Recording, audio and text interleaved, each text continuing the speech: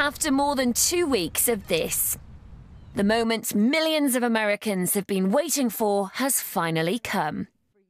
Tonight, the unnecessary shutdown America has been enduring for 16 days comes to an end. A deal to end a political crisis which partially shut down the US federal government has been approved. President Obama is now keen to get the world's biggest economy moving again. Once this agreement arrives on my desk, I will sign it immediately.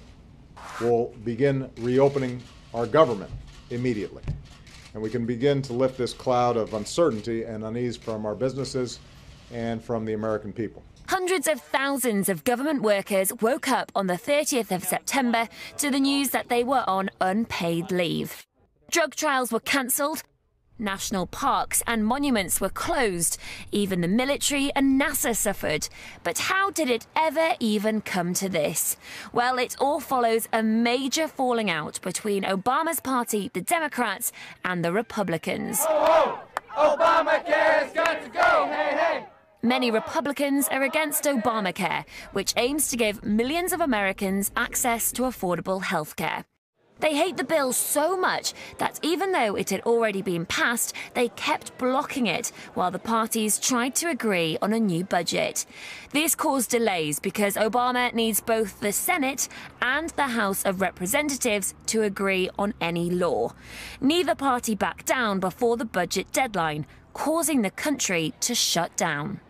Stop the blackmail! Stop the blackmail! End the shutdown! End the shutdown! After 16 days of tension, on Wednesday, a last-minute agreement to reopen the government was reached. It came just a day before the deadline to raise the government's $16.7 trillion borrowing limit.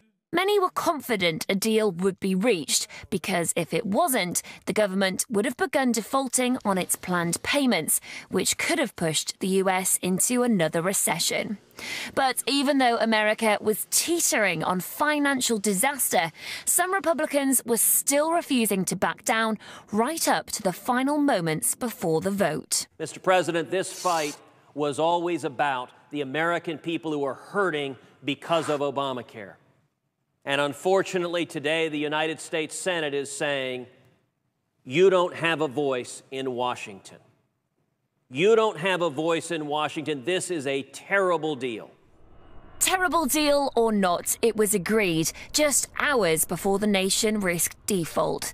It allows the American Treasury to continue to borrow until the 7th of February and funds the government so it can reopen until January the 15th.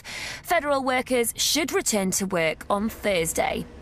But while the shutdown is now over, there are more debts and budgets to come in the next weeks and months. The agreement does not resolve the issues which fiercely divide the Republicans and Democrats. It is merely a short-term solution which is only delaying the inevitable.